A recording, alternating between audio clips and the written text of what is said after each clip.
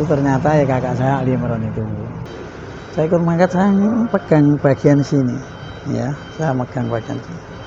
Saya ngangkat sini, kepalanya kakak saya itu agak deglak ini. Di sini darahnya masih keluar, sur, keluar hier.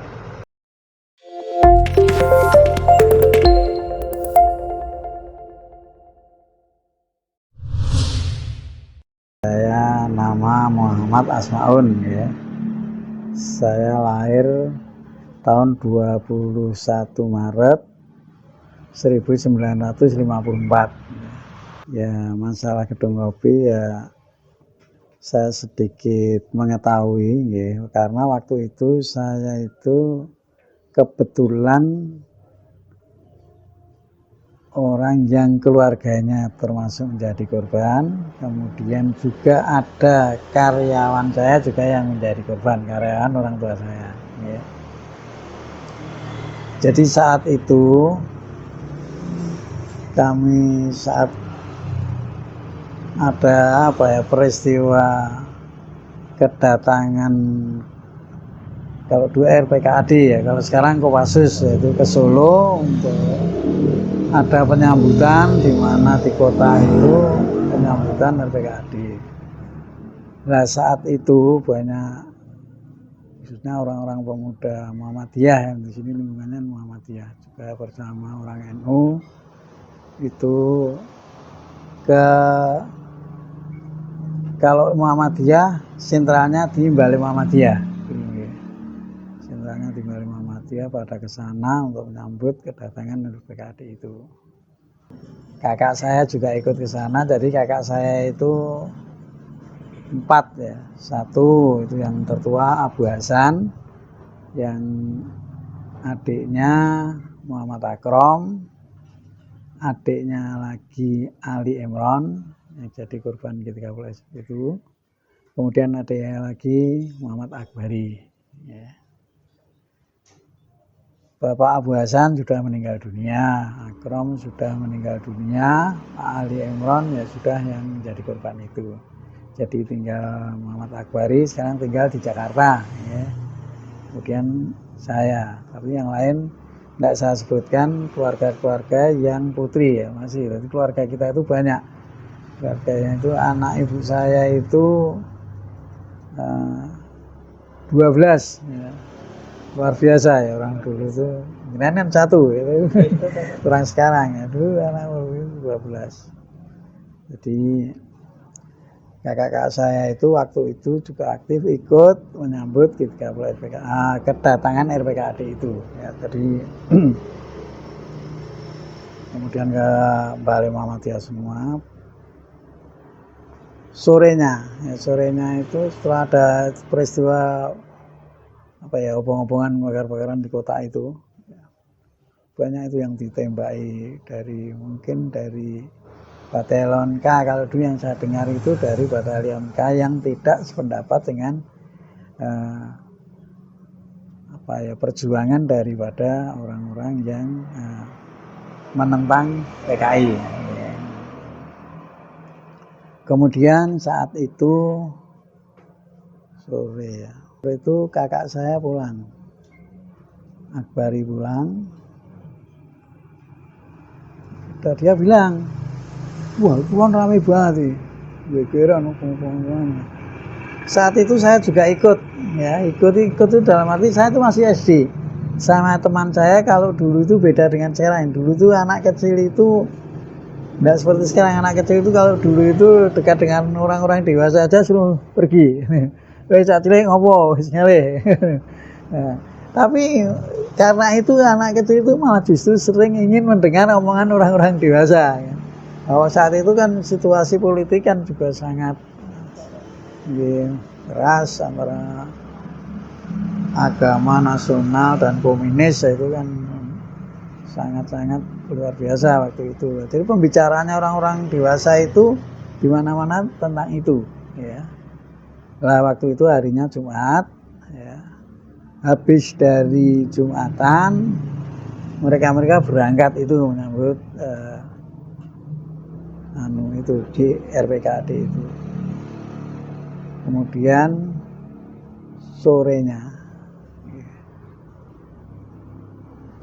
itu kakak saya pulang obong-obongan. Nah, saya waktu itu saya juga di sebelah timur Pasar Gede, timur perempatan itu. Di situ saya melihat orang-orang komunis, waktu itu namanya Pemuda Rakyat ya. Itu pada berbaris dari timur barat.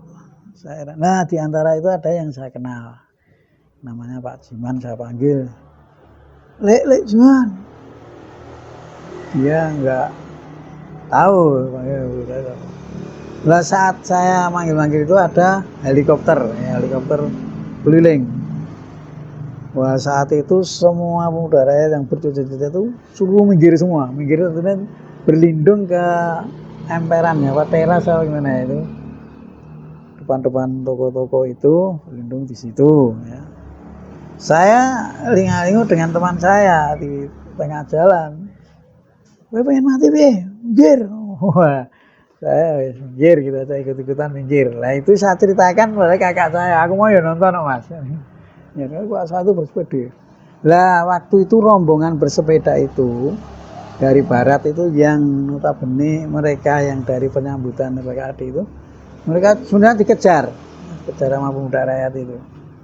Kejar pemuda rakyat itu ada kakak saya namanya Mas Kandar. Mas Kandar itu rumahnya ini, itu udah almarhum. Ya. Itu dulu bapaknya punya rumah di Pucuk Tanggul itu yang sekarang di toko sepatu itu rumahnya Pak Haji Ruswan itu ya, yang bentuk toko sepatu itu. Nah situ dulu lah kakak saya Mas Kandar ini sebenarnya masih saudara ini anaknya Pak Di saya masuk ke rumah itu berlindung di situ. Wah dari rumah-rumah itu dicari semua. Kemudian saya tidak tahu siapa yang tertangkap, siapa ini saya tidak tahu ya. Kemudian kakak saya bilang, saya pulang-pulang do toko Muhammad do tutup kabeh. Ya kita ya ikuti aja ikut rumah ditutup gitu ya. Nah, kemudian sampai itu peristiwa itu artinya betul-betul waktu pun saya itu masih SD. Tapi karena setiap hari kita itu dengar cerita-cerita tentang itu kejahatan itu ya agak mudeng ya, lebih mudeng ya, ikut-ikutan aja karena kita keluarga kita juga banyak yang terlibat. Nah, kakak saya yang Abu Hasan Muhammad Akram Ali Imron itu belum pulang. Pada waktu malamnya itu udah mencekam sekali, sepi banget. Kita kerumun suara teriak-teriak itu suara apa kita tidak tahu, kayak orang ramai-ramai berteriak-teriak gitu. Kemudian pagi-pagi ada tukang becak yang dulu rumahnya sebelah sini namanya Pak Amin, tapi sudah meninggal. Ngabari sini, Pak, tinggali putrane mau dicegat dan bendungan itu pasar Tanggul itu ada gang masuk. Cegat itu di bawah bumiku putrane. Lah kakak saya itu dulu sudah masih SMA ya, SMA kelas 2. Di SMA Muhammadiyah 1 ya, Ketelan. Masih SMA tapi dia itu dikenal itu karena dulu kan yang namanya drum band itu luar biasa. Itu sini ada drum band Pemuda Muhammadiyah itu mayoretnya kakak saya itu gitu ya. Nah, Ali Imron itu. Nah, dia dibawa masuk ke situ sama temannya namanya Muhammad Sudarto. Muhammad Sudarto itu rumahnya sebelah selatan Masjid Jami ya. Enggak itu yang sana masjid besar itu ya. Ya itu. Ya, itu. Masuk kampung. Ya itu dulu rumahnya di situ. Cuman di situ. Kita enggak tahu cerita berikutnya diapakan lah. Bapak saya mau ke sana mengkoordinir orang-orang di sini, tapi ada yang menyarankan kita kalau di sana itu cuman setor nyowo gitu, situasi kekuatannya posisinya di sana. Yes, ini anak wah gitu, bapak saya juga bingung. Kemudian cerita selanjutnya kita sudah tidak tahu lagi. Kemudian paginya kakak saya pulang, itu ya mungkin ya sorenya ya. kakak saya yang Muhammad Akrom itu pulang. Maaf ya, ini Muhammad Akrom itu pulangnya juga pagi. Jadi Sabtu. Ya, Sabtunya itu yang namanya Ali Imron dipegang dibawa ke situ. Tapi yang namanya Pak Mas Akrom itu bisa pulang naik becak karena ya, naik becak pulang. Kalau Mas Ali Imron itu pakai sepeda ya. Nah, bisa pulang. Kemudian Mas Akrom ini naik becak bisa pulang. Sebetulnya di Cotanggul ya sudah diberhentikan, tapi enggak, Mas Akrom itu enggak begitu dikenal gitu. Dan dilepaskan bisa pulang. Mas Abunya itu juga apa istilahnya, juga dicegat, juga ditangkap oleh komunis itu, gerombolan dibawa ke Sorogenen ya, Sorogenen itu Tanggul itu ya, Tanggul yang sana ya. Tanggul sana itu turun, itu ada gang masuk itu ya, persisnya saya juga tidak tahu di mana, tidak tahu. Saya dengarnya itu di posisi di mana lah. Kemudian Minggu pagi ya, Minggunya pagi itu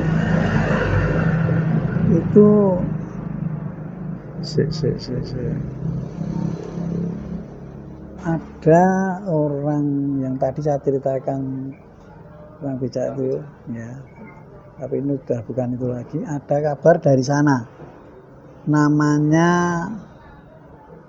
Petoran. Jadi itu ada kuburan Purwaloyo ya. Purwaloyo itu ada rel. Di dekat rel itu kabarnya ada mayat gitu. Nah, terus laporannya sampai ke sini, ternyata nggak siapa yang meninjau ke sana, mungkin itu bapak lik saya mungkin. Itu ternyata ya kakak saya Ali Imron itu. Kemudian dilihat di sana sama truk, kalau tidak salah truk RPKAD itu diambil truk RPKAD itu, kemudian dibawa pulang. Saat dibawa pulang itu saya kan masih SD, tapi yang namanya keluarga saya sudah tidak tahan, saya ikut mengangkat itu. Saya pegang bagian sini ya, saya megang bagian sini, saya ngangkat sini. Kepalanya kakak saya itu agak deglak ini. Di sini darahnya masih keluar. Keluar ya.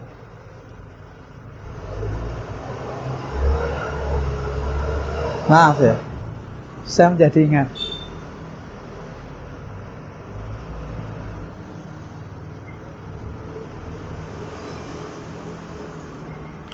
Jadi waktu diletakkan di apa ya namanya, di dipan gitu ya, itu amben ini ya, itu kepalanya itu masih keluar kerikil ya. Jadi aku mau diletakkan tuh jatuh kelotak gitu.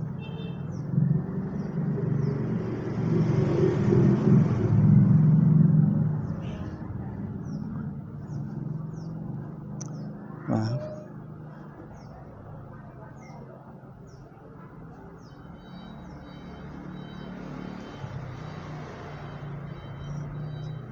Saya itu ya sebetulnya cerita gini juga berat.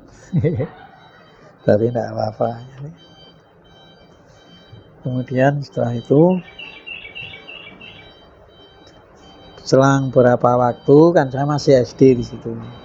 Cerita teman saya yang rumahnya ternyata kakak saya itu dari Bendungan itu dibawa ke Jagalan sampai ke Petoran.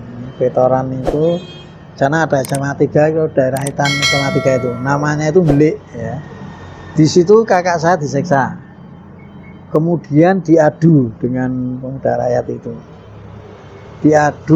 Pemuda rakyat itu membawa senjata, tapi kakak saya tidak ya. Cerita teman saya yang tinggalnya di situ, yang di Belik itu namanya di situ ada Jatmiko, ada cerita di sekolah SD itu, SD-nya di sini. Peristiwa itu dia cerita, kakak saya itu berani melawan gitu ya, tapi terbukti di sininya itu waktu mau dikubur itu kan memang banyak tersayat-sayat gitu ya. Mungkin itu ya, itu waktu besok dia nangkis apa gimana. Nah, itu cerita dari teman saya yang tinggalnya di situ, Belik namanya.